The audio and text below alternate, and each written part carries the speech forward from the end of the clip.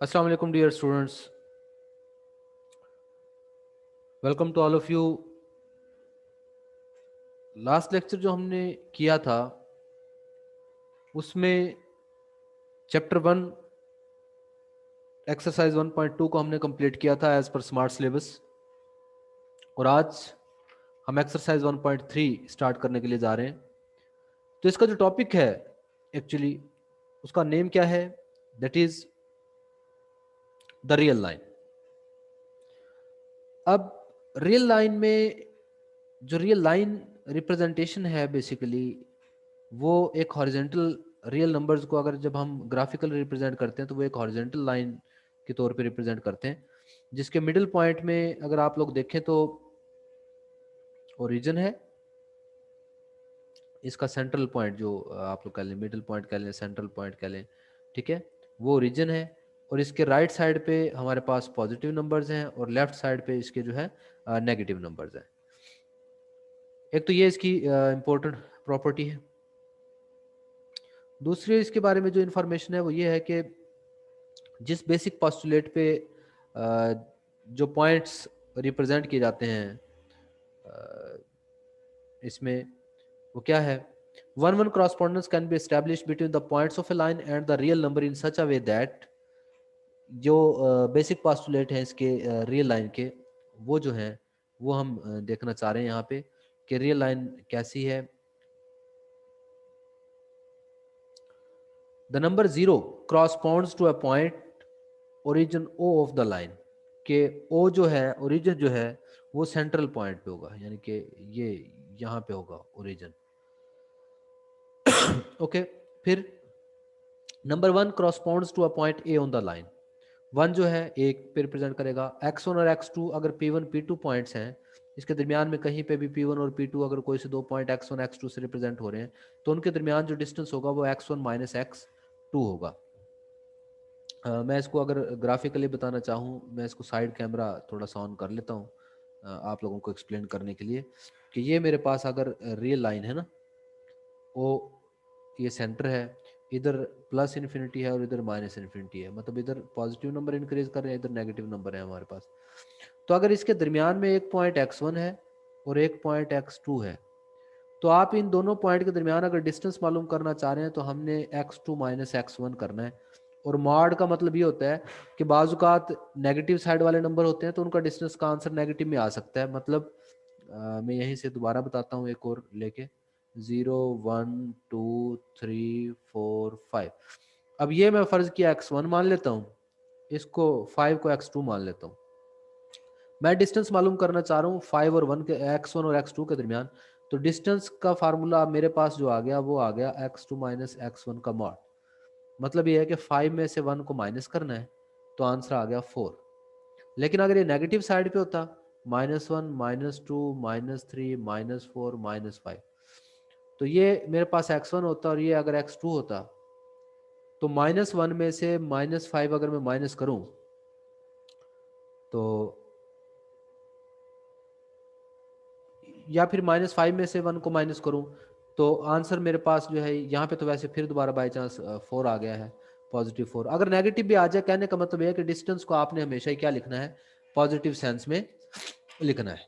Okay जी, ये अगर चीज आ जाती है रियल लाइन है। When one one correspondence between the two points X X prime the real numbers has been established.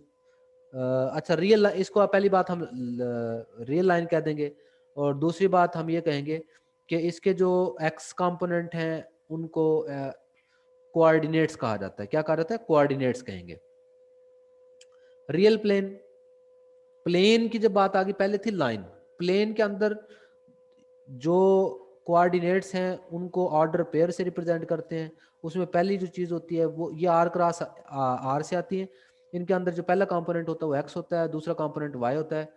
और एक्स जो है वो एक्स एक्सिस हॉरिजेंटल लाइन होती है, वाई एक्सिस वर्टिकल लाइन होती है। और एक्स जो है वो राइट साइड पे पॉजिटिव है, लेफ्ट साइड पे नेगेटिव होता है। वाई जो है ऊपर पॉजिटिव होता है, नीचे हमारे पास नेगेटिव होता है इसके बारे में। और इसको हम रियल प्लेन भी कहते हैं। इसका एक्स कंपोनेंट को एब्सिसा भी बोलते हैं। ये कुछ इंपॉर्टेंट बातें हैं जो आपको पता होनी चाहिए कि एक्स कोऑर्डिनेट को एब्सिसा भी बोलते हैं और वाई कोऑर्डिनेट को ऑर्डिनेट भी बोलते हैं। यानी कि अगर मैं इस 5 और -4 की बात करूं तो इसमें जो 5 है वो एब्सिसा है और -4 जो है वो ऑर्डिनेट है। तो इस वाले से हमें ये पता होनी चाहिए बात।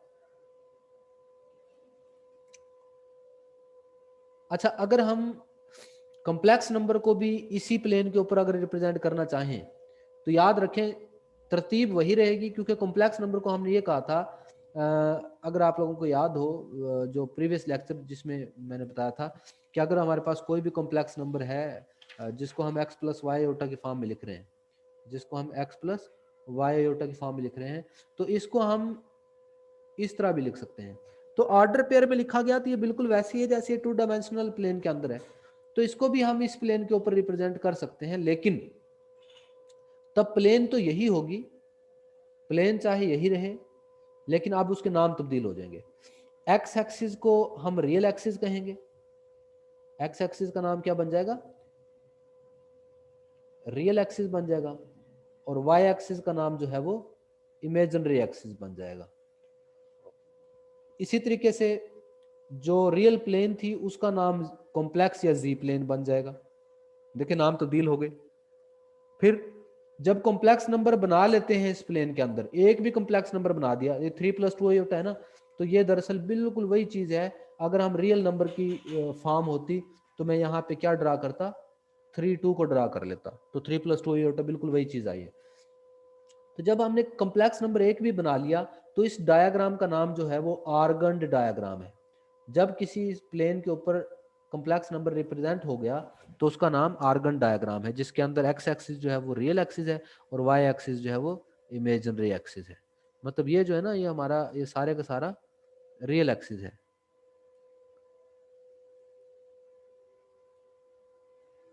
यहां से लेकर यहां तक, that one is real axis and that one is imaginary axis. Okay,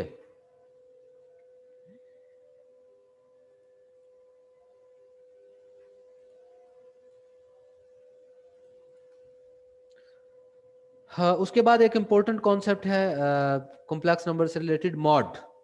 कि अगर कोई भी कॉम्प्लेक्स नंबर कहीं भी मौजूद हो तो उसका मॉड का मतलब क्या होता है कि अगर हमारे पास complex number x plus Y iota है तो उसका मॉड का मतलब होगा उसके x कंपोनेंट का स्क्वायर ले लेंगे, उसके y कंपोनेंट का स्क्वायर ले लेंगे और सारे का स्क्वायर रूट ले लेंगे, यानी कि उसका जजर ले लेंगे, तो वो हमारे पास उसका जो है वो मॉड आ जाएगा। और उसकी मेन रीजन ये भी है कि रियल नंबर और कॉम्प्लेक्स नंबर में एक बहुत बड़ा डिफरेंस है कि रियल नंबर का डायरेक्ट पता चल जाता है बड़ा छोटे का, जबकि कॉम्प्लेक्स नंबर्स के बारे में इसका मॉड लेने के बाद ही पता चलता है कि कौन सा कॉम्प्लेक्स नंबर दूसरे कॉम्प्लेक्स नंबर से बड़ा है या छोटा है। तो हमें एक तो मॉड का पता होना चाहिए। इस मॉड वाले क्वेश्चन में ये जो पहला पार्ट है इस क्वेश्चन का, ये स्मार्ट सिलेबस का भी हिस्सा है, ये 1 - 3 एयोटा। अब आप लोगों ने इसका मॉड बताना है। अब मॉड कैसे बताएंगे, जी है 1 - एयोटा√3।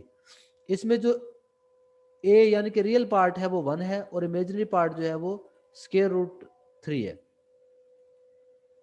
तो आपने क्या करना है, जी मॉड जब निकालना है तो एक्स कंपोनेंट का स्क्वायर और वाई कंपोनेंट क्या है -√3 इसका स्क्वायर, तो 1 का स्क्वायर तो 1 ही आ जाएगा और माइनस का स्क्वायर प्लस हो जाएगा और √3 का स्क्वायर 3 हो जाएगा। 1 + 3 4, 4 का स्क्वायर क्या आ जाएगा मेरे पास 2। इसका मतलब ये हो गया कि मॉड हमें फाइंड आउट करना आना चाहिए।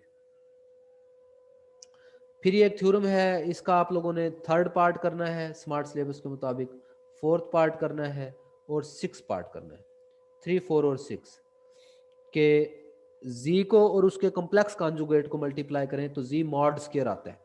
मैं इसका साथ साथ प्रूफ भी देखता भी जाऊंगा, करता भी जाऊंगा और आप लोगों को बताता जाऊंगा इंशाल्लाह।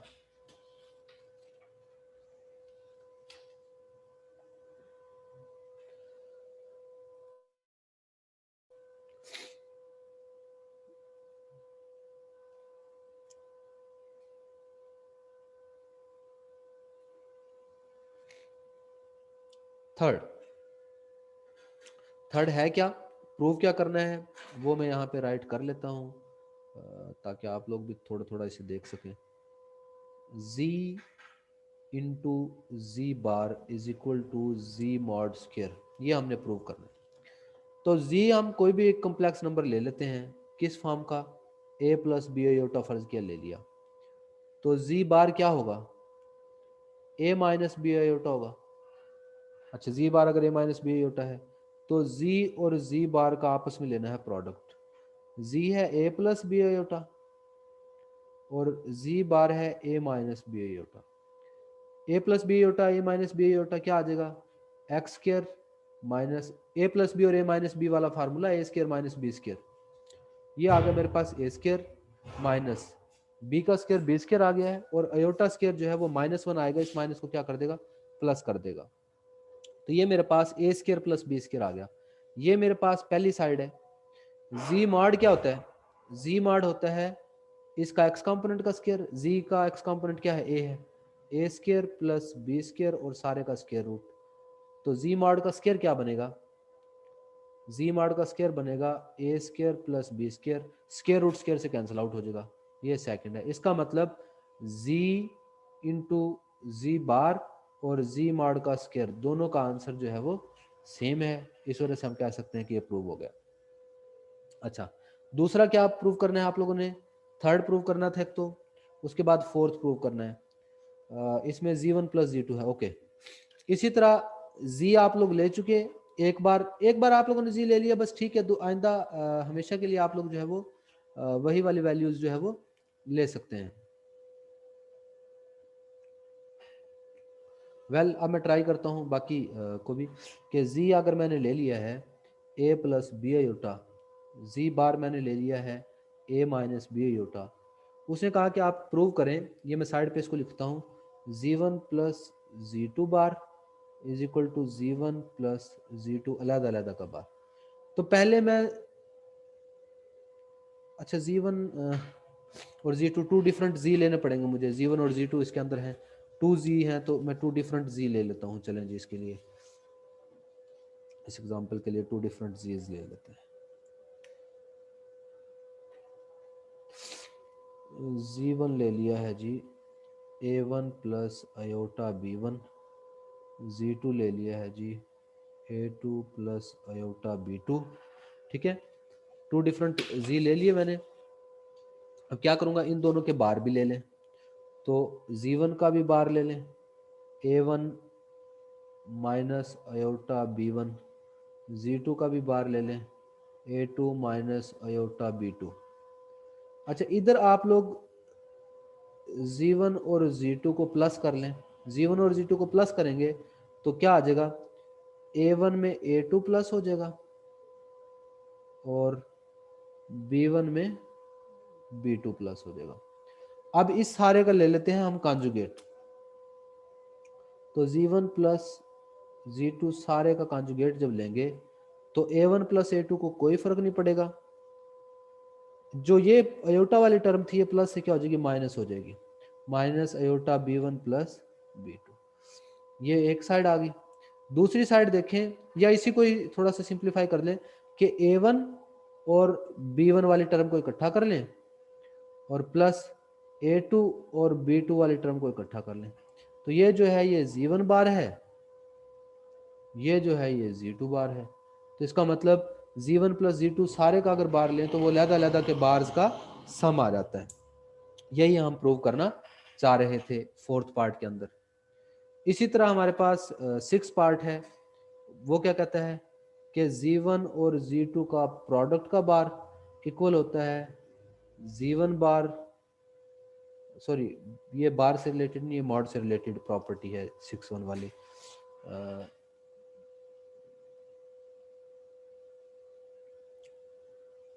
ये है प्रॉपर्टी देखें, z1 z2 मॉड, z1 और z2 दोनों को a plus B iota c plus B iota ले लिए, इन दोनों का प्रोडक्ट ले लिया। प्रोडक्ट लेने के बाद जो भी आंसर आया उसका जब मॉड लेंगे, मॉड लेने का मतलब होता है एक्स कंपोनेंट का भी स्क्वायर ले लेंगे और वाई कंपोनेंट का भी स्क्वायर ले लेंगे, यानी कि आयोटा के साथ वाले का भी स्क्वायर और बगैर आयोटा वाले टर्म का भी स्क्वायर। तो दोनों का स्क्वायर लेने के बाद जब स्क्वायर रूट लिया तो दोनों के स्क्वायर को सम किया, ये टर्म्स बच गई। उसके बाद पहली और तीसरी को, दूसरी और चौथी टर्म को इकट्ठा करके फैक्टराइज करेंगे तो ये फैक्टर्स बनेंगे। तो दोनों के जजर अलग-अलग करें, ए स्क्वायर प्लस बी स्क्वायर का स्क्वायर रूट z1 माड बनता है और सी स्क्वायर प्लस डी स्क्वायर का स्क्वायर रूट जो है वो z2 माड बनता है।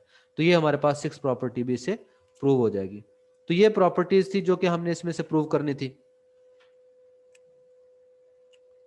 अच्छा, इसके अलावा और हमने क्या करना है इसमें से?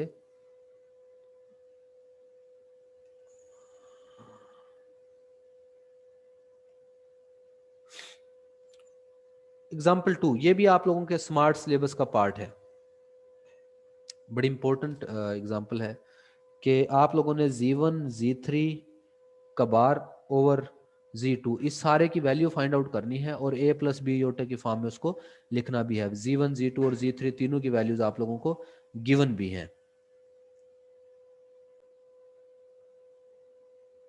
ओके जी, मैंने इसको Z1 की वैल्यू लिख ली, Z2 की और Z3 की।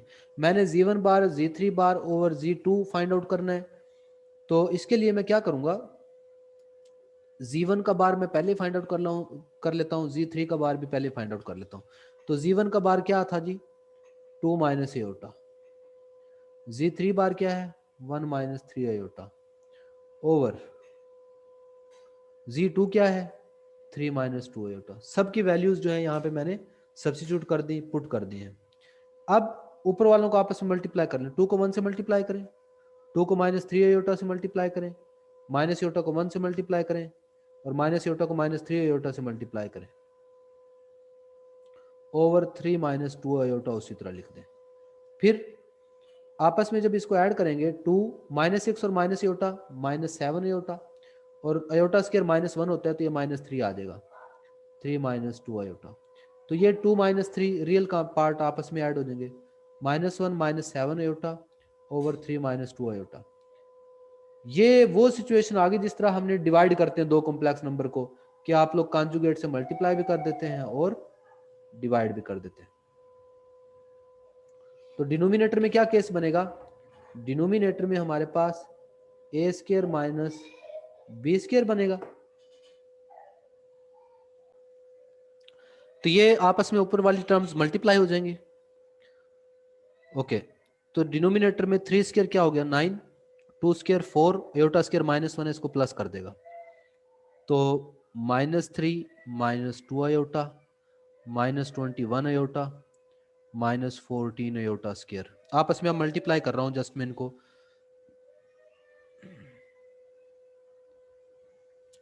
Minus 3 minus 23 iota, iota square minus 1 है तो इसको ये प्लस कर देगा, प्लस 14 हो जाएगा। ठीक है, तो ये चीज जो बची है, अब ये आप लोगों को क्या आंसर दे रही होगी या क्या वैल्यू देगी अब, तो ये देखें, ये आंसर देगी 14 माइनस 3 11 माइनस 23 अयोटा ओवर 13। यानी कि इसको मैं कैसे लिख सकता हूँ, इसको मैं लिख सकता हूँ 11 ओवर 13, 23 ओवर 13 अयोटा। तो ये रियल और इमेजिनरी पार्ट के अंदर मैंने इसको ये कह लें कि आपस में सेपरेट कर दिया। उसके बाद फिर दोबारा चलते हैं हम अपनी बुक की तरफ। उधर से एक और एग्जांपल है नेक्स्ट फर्दर जो है,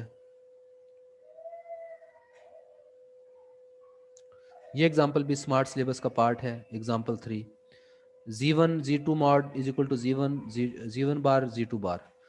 तो Z1 और Z2 दोनों लेके दोनों को आपस में पहले मल्टीप्लाई करेंगे, पहले मल्टीप्लिकेशन का प्रोसेस, फिर उस सारे का बार यानी कि कॉन्जुगेट ले लें, तो ये हमारे पास इसका जो आंसर है ये आएगा।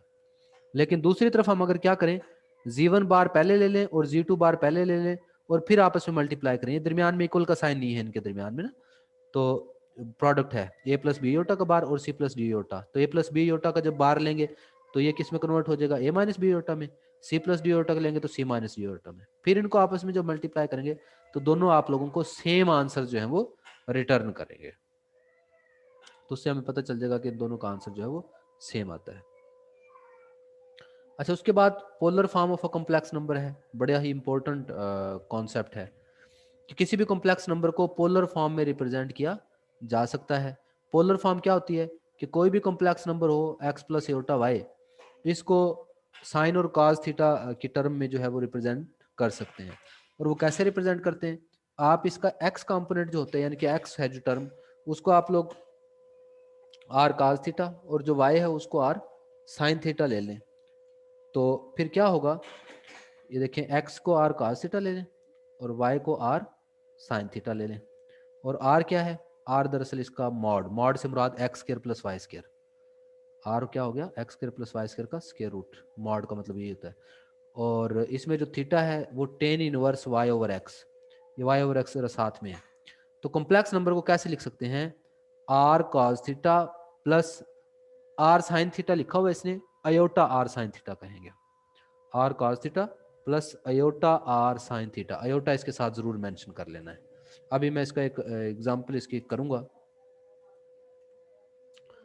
जैसे कि ये है एग्जांपल 4। ये स्मार्ट सिलेबस का पार्ट नहीं है, लेकिन चूंकि इसको कॉन्सेप्ट को वाजे करने के लिए ज़रा ज़रूरी है, आगे हम एक जगह पे करेंगे भी सही इसको। खैर, तो हम आर काज थीटा 1 ले लेते हैं, एक्स था ना कंपोनेंट, इसको मैं बल्कि यहाँ पे कर देता हूँ आप लोगों के लिए वीडियो, कि ये था मेरे पास क्या है complex number 1 plus square root 3 iota. तो इसमें x जो है वो 1 है, y जो है वो स्क्वायर रूट 3 है। तो हम इसमें जो रियल पार्ट है उसको r cos थीटा लेते हैं और y को जो है वो r sin थीटा ले लेते हैं। इसमें r का फार्मूला हमेशा याद रहेगा क्या, X square plus Y square का स्क्वायर रूट। x क्या था 1, y क्या था स्क्वायर रूट 3, इस सारे का स्क्वायर रूट, तो 1 प्लस 3 बनेगा 4 का स्क्वायर रूट और वो बनेगा 2, r आ गया। थीटा क्या था, tan inverse y over x, तो tan inverse square root 3 y है और x क्या है 1। Tan inverse square root 3, tan की किस वैल्यू पे आंसर स्क्वायर रूट 3 होता है, वो आपको पता है कि 60 डिग्री होता है, 60 पे स्क्वायर रूट 3 होता है और 30 पे 1 ओवर 3 होता है। इसका मतलब थीटा की वैल्यू भी आ गई। तो x प्लस वाई अयोटा किसी भी कॉम्प्लेक्स नंबर को जब लिखा जाता है पोलर फॉर्म में, तो वो लिखा जाता है R cos theta plus iota R sine theta. R क्या है जी 2, cos थीटा क्या आ गया cos 60 प्लस अयोटा आर की जगह पे फिर दोबारा 2 और साइन थीटा की जगह पे साइन 60। ये यहाँ पे लिखा भी हुआ साथ साथ ना, ये आपके सामने भी है यहाँ तक, इस लाइन तक जो यहाँ पे नजर आ रही थी आपको। तो ये x प्लस वाई अयोटा को यानी कि इस कॉम्प्लेक्स नंबर को हमने लिख दिया, यही उसने फॉर्म बताई भी है। ओके, उसके बाद एक बड़ी इंपॉर्टेंट ये कह लें कि एक थ्योरम की स्टेटमेंट है, cos theta plus iota sine theta सारे की पावर n। तो इसको हम एक वेल नोन थ्योरम से डिनोट करते हैं, which is known as De Moivre's theorem. De Moivre's theorem क्या कहता है, cos theta plus iota sine theta यानी कि कोई कॉम्प्लेक्स नंबर हो तो उस सारे की पावर n हो, तो ये जो पावर है ये थीटा के साथ आके मल्टीप्लाई रहते, cos n theta plus iota sine n theta. इसकी एक एग्जांपल हमने करनी है, एग्जांपल कौन सी थी, ये पहली एग्जांपल जो है, सबसे पहले तो हमने स्क्वायर रूट 3 प्लस अयोटा का क्यूब जो है ना, इसमें पहले तो स्क्वायर रूट 3 प्लस अयोटा जो भी होगा हमें ये पता होना चाहिए कि इसको कॉम्प्लेक्स फॉर्म में कैसे लिखेंगे। भाई कॉम्प्लेक्स फॉर्म में अगर इसको लिखना है तो इसको लिखा रहेगा R cos theta plus iota R sine theta. अच्छा, सारे की पावर 3 है, आर तो कॉमन आ रहा है, आर जब बाहर आएगा तो आर क्यूब हो जाएगा। अच्छा, ये इसने एक स्टेप जरा स्किप किया है, मैं यहाँ पे लिख देता हूँ कि ये ऐसे डायरेक्ट यहाँ तक हम कैसे पहुंचेंगे। एक्चुअली है R cos theta plus iota R sine theta सारे का क्यूब है ना, तो आर तो कॉमन आ गया, तो क्यूब आर का क्यूब आ गया, तो आर क्यूब कॉमन आके cos theta plus iota sine theta का भी सारे का क्यूब था। लेकिन अब डिमोवरी थ्योरम के मुताबिक अगर cos theta plus iota sine theta का क्यूब हो तो वो क्यूब थीटा के साथ साथ आके मल्टीप्लाई हो जाता है, तो ये बन जाएगा R cube cos 3 theta plus iota sine 3 theta. तो ये जी हमारे पास आ गया डिमोवरीज थ्योरम की एप्लीकेशन।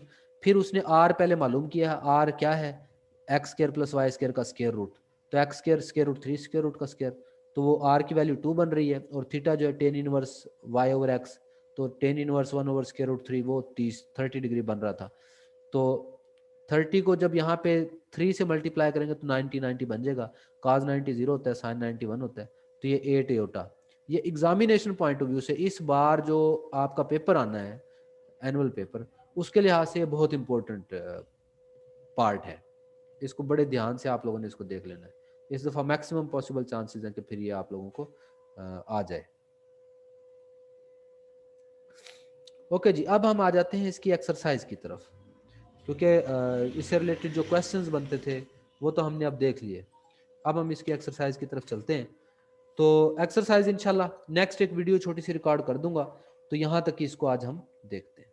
Thank you ji.